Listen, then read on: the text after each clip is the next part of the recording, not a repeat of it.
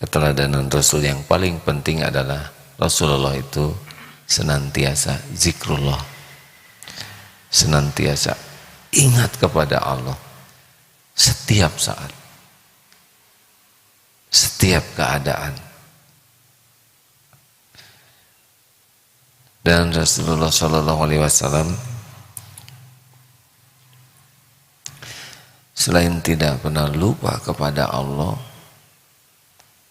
juga beliau senantiasa patuh kepada perintah Allah. Dan Rasulullah senantiasa pasrah kepada Allah, yakin yang berbuah patuh dan pasrah. Doanya juga kan, ya hayyu ya qayyum birahmatik astaghits wa aslih li sya'ni kullahu wa la takilni ila nafsi tarfata ainin. Duhai Allah yang maha hidup, yang maha berdiri sendiri, mengurus segala-galanya, tidak memerlukan bantuan siapapun. Birahmatika, dengan rahmatmu, astaghits, tolonglah saya. Wa aslih li sya'ni kullahu, perbaiki urusan saya seluruhnya. Wala takilni ila nafsi tarfata ainin, dan jangan serahkan kepada saya walaupun sekejap mata. Luar biasa.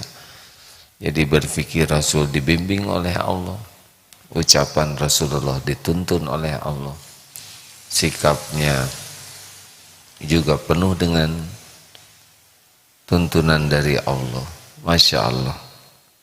Makanya dalam hadis riwayat Imam Tirmizi ada hadis seperti ini. Dari Abu Darda meriwayatkan Nabi Shallallahu Alaihi Wasallam bersabda, tidakkah aku akan memberitahumu tentang amalan terbaik yang paling mensucikan di hadapan Allah, yang paling mengangkat derajat di posisi tertinggi, yang lebih baik daripada menafkahkan emas dan perak, dan lebih baik dari berjumpa dengan musuhmu dalam pertempuran, dalam jihad, sehingga engkau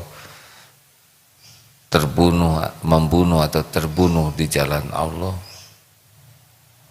Lalu mereka menjawab, ya qala bala ya Rasulullah. Qala, lalu Rasulullah mengatakan, zikrullah ta'ala adalah zikrullah. Jadi amalan yang paling mensucikan, paling mengangkat derajat, yang lebih dahsyat daripada menafkahkan apapun, termasuk dalam pertempuran jihad fisabilillah, adalah zikrullah. Nah, ini ada hadis riwayat dari riwayat Bukhari, ya, dari Abu Musa Al-Asy'ari, qala Nabi sallallahu alaihi wasallam, masalul ladzina yadhkuru rabbahu walladzi la yadhkuru rabbahu masalul hayyi wal mayyit. Perumpamaan orang yang mengingat Allah, masalul ladzi yadhkuru rabbahu, mengingat Allah Tuhannya, dan orang yang tidak ingat kepada Allah, yang tidak zikir. Misalnya perumpamaannya seperti orang yang hayy wal mayyit, yang hidup dan yang mati. Ini penting hadirin, ini luar biasa pentingnya. Lihat jenazah, tidak ada manfaat yang bisa dilakukan oleh yang sudah meninggal, benar? Kenapa dibandingkan yang zikir dengan yang tidak zikir, seperti yang hidup dan yang mati? Karena yang mati, dia tidak bisa memberi manfaat apapun kepada dirinya dan tidak bisa memberi manfaat kepada yang lain. Kenapa zikir diibaratkan yang hidup? Karena dengan zikir niat kita jadi benar. Amal kita jadi hidup karena ada niat. Kalau tidak ada niat, innamal a'malu binniyat. Amal itu bergantung dari niatnya. Walaupun kita sedekah bertriliun-triliun, walaupun kita sholat, walaupun kita nolong orang, walaupun haji, umroh, ngaji, ngapalkan Quran, walaupun kita belajar agama dan dakwah, walaupun kita berjuang siang dan malam, tapi kalau tidak ada zikirnya, berarti niatnya untuk siapa? Karena niat itu zikrullah. Niat itu adalah zikrullah. Inna sholati wa nusuki wa mahyaya wa mamati lillahi rabbil alamin. Itu zikrullah. Sesungguhnya sholatku, ibadahku, hidupku dan matiku semata-mata lillahi rabbil alamin, semata-mata karena Rabb semesta alam. Jadi ini harus sangat serius ini kita perhatikan, karena kita dalam sholat juga suka jarang zikir. Walaupun sholat itu zikir yang paling lengkap, ya mungkin tidak 100% lupa ke Allah ya, tapi banyaklah lupanya. Jadi hidup mati, hidup mati. Jadi kalau mau tanya istiqomah apa yang paling penting bagi kita, istiqomah zikrullah ta'ala, ingat kepada Allah. Apa sih enaknya zikir? Jelas, dalilnya jelas sekali. Fadzkuruni adzkurkum washkuruni wala takfurun. Surat Al-Baqarah ayat 152. Maka ingatlah padaku. Fadzkuruni adzkurkum. Allah ingat padamu. Sebetulnya kita tidak zikir juga, Allah pasti ingat kita. Siapa yang ngurus kita selain Allah? Kita ini ciptaan Allah, kita ini milik Allah, kita ini setiap saat diurus oleh Allah. Tapi kenapa di sana disebutkan fadzkuruni adzkurkum? Karena diingatnya, diperlakukannya jadi spesial. Contoh hati. Kalau kita zikir atau ayat 28, ala bizikrillah tatmainnul qulub. Camkan hanya dengan zikrullah, ingat Allah, hatimu akan tentram. Jadi bukan zikirnya yang membuat kita tentram, tapi zikir itu disukai Allah, diketahui Allah, dan Allah lah yang menentramkan hati kita. Ingat, huwallazi anzala sakinah fi qulubil mu'minin. Dialah Allah yang menurunkan sakinah di hati orang yang beriman. Jadi bukan zikirnya yang membuat hati tenang, tapi zikir itu amalan yang disukai Allah, lalu Allah mengaruniakan ketenangan di hati kita. Ke hati diurus oleh Allah, langsung kasih tenang. Makanya kalau galau itu kira-kira penyebabnya apa? Kurang zikir. Karena apa? Kebanyakan mikir. Banyak mikir, kurang zikir, turun alarm. Galau. Harusnya bagaimana? Tiap mikir jadi zikir. Hati ditenangkan oleh Allah, pikiran Allah juga yang menggenggam. Kita tidak tahu otak ini bagaimana tiba-tiba punya otak begini, ya mekanismenya Allah nanti akan menurunkan ilham, ide, gagasan, file-file yang lupa ditanamkan. Atau kalau membutuhkan input dari luar, kalau kita zikirnya bagus, ikhlas, minta tolong ke Allah, Zikir itu beragam ya, bisa Asmaul Husna, bisa wirid-wirid yang dicontohkan Rasulullah, bisa doa. Doa itu zikrullah. Ya doa minta ke siapa? Doa kan minta ke Allah, berarti ingat ke Allah, ya kan? Nah, kalau kita terus ingat ke Allah, dan Allah pasti tahu kita ingat kepadanya, pasti tahu.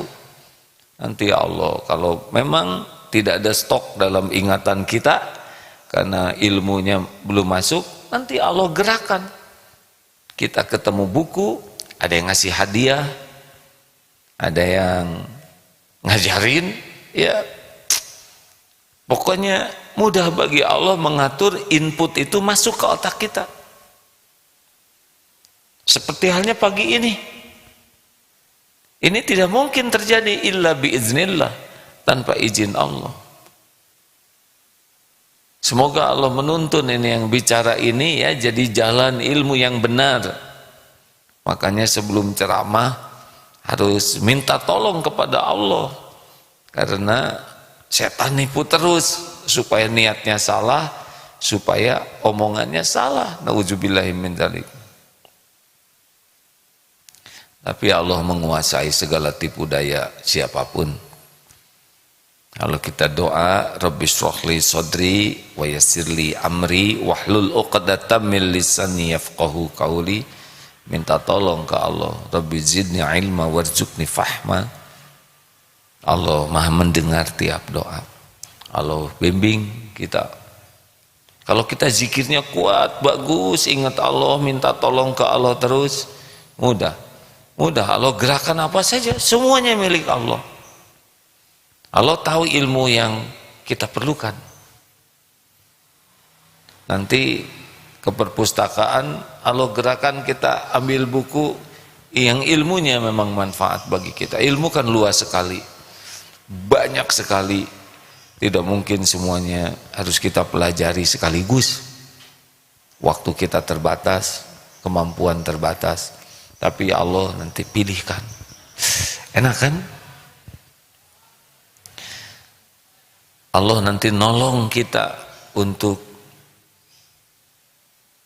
tidak perlu mikir yang tidak manfaat.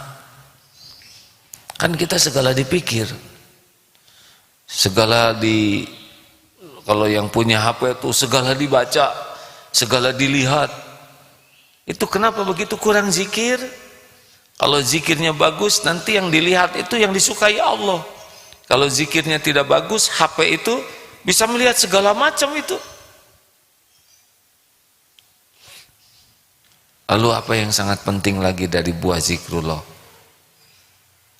Adalah Allah memudahkan kita beramal.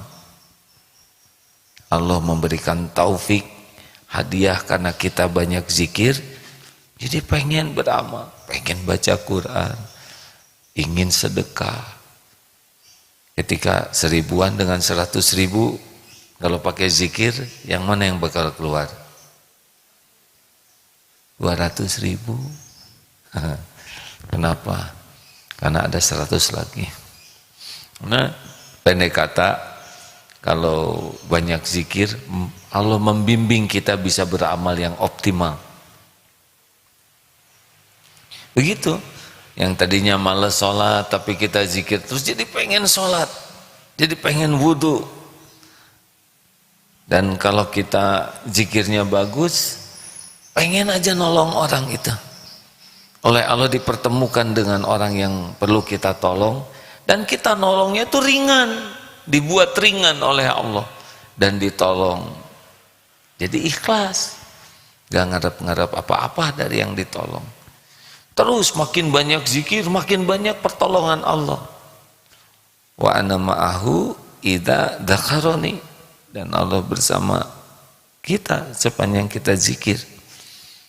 Nah, bersamaan dengan dimudahkan oleh Allah kita jadi taat, itu nikmat hadirin ya. Karena nafsu kecenderungannya tidak mau taat. Ada lagi nikmat lagi kalau banyak zikir, yaitu kita diberi kemampuan menjauhi maksiat. Aduh, ini legit, tahu legit? Pulen. ini paten, karena kita kan nafsu tuh maunya maksiat aja. Tapi kalau kita ingat kepada Allah dengan benar dan ikhlas, ya tidak jaim. Emang ada yang zikir jaim? Oh ada. Subhanallah, subhanallah. Aduh, itu supaya kelihatan zikrul. Masya Allah, dari matanya aja seperti yang pusing ya. Allahu Akbar, alhamdulillah, alhamdulillah. Tapi ya niatnya itu supaya dikagumi, kita ini ahli zikir. Walaupun baca Quran belum tentu niatnya karena Allah. Ada yang baca Quran apalagi lagi sedang musabaqah, yang diingat ya juri lah, bukan Allah ya. Kalau yang kurang ikhlas, apakah dakwah begini bisa zikrullah? Belum tentu juga. Dakwahnya nyebut nama Allah, kita harus yakin kepada Allah Subhanahu wa ta'ala. Allah maha dekat. Padahal sambil ceramah tuh hatinya tuh ingin agar orang lain tahu bahwa saya nih sudah yakin. Itu juga tidak zikir tuh. Walaupun mulutnya ngajak zikir. Pusing kan? Ruwet enggak? Enggak ya. Enggak ruwet. Tapi memang tipuannya halus. Jadi ada kalanya ngajarin zikir padahal dia sendiri tidak lagi zikir, karena dia lagi kepentingannya ingin diakui sebagai ahli zikir, sebagai orang yang sudah yakin ke Allah. Jadi ya walaupun nyebut nama Allah belum tentu karena Allah gitu. Nah Allah nanti nolong kalau zikirnya bagus, benar, ikhlas, niatnya benar, caranya benar. Adalah kita direm berbuat maksiat. Mau mikir maksiat, astagfirullahaladzim, Allah tahu pikiran. Mau bicara, astagfirullahaladzim, Allah tahu ini pakai bohong ya. Lirikan mata, ya Allah, Allah tahu setiap lirikan mata. Mau ya melakukan perbuatan yang tidak baik, digagalkan oleh Allah. HP-nya misalkan sering dipakai yang tidak baik, tiba-tiba kecemplung. Oleh Allah diatur supaya sarana berbuat maksiatnya. Misalkan dia ujub dengan kemampuan fisiknya, keseleo ya. Loh Allah memang harus dengan sakit begitu? Ada kalanya dengan sakit, tapi sudah diukur semuanya oleh Allah. Intinya kan bukan sakitnya, tercegah dari maksiatnya. Misalkan ada yang jatuh cinta kepada seseorang, tertarik sama seseorang, tapi ya Allah tahu nih matanya jadi niat ke kampus juga lihat dia terus. Oleh Allah aja dibuat si dianya tuh nikah. Itu lebih bagus daripada jatuh cinta dan penuh harapan ternyata bukan jodoh. Benar? Kenapa jadi tegang begini? Makanya kalau suka ke seseorang harus banyak tobat, karena boleh jadi sukanya itu oleh Allah ditanamkan, suka itu karena buah dari tidak jaga pandangan. Dibikin aja oleh Allah suka ke dia, padahal bukan jodoh tuh. Di sisi Allah bukan dia jodohnya. Kan paling apes itu adalah mencintai yang bukan jodohnya, ya kan? Padahal dia jodoh sahabat karib. Waduh, itu mah paten nyeleknya ya.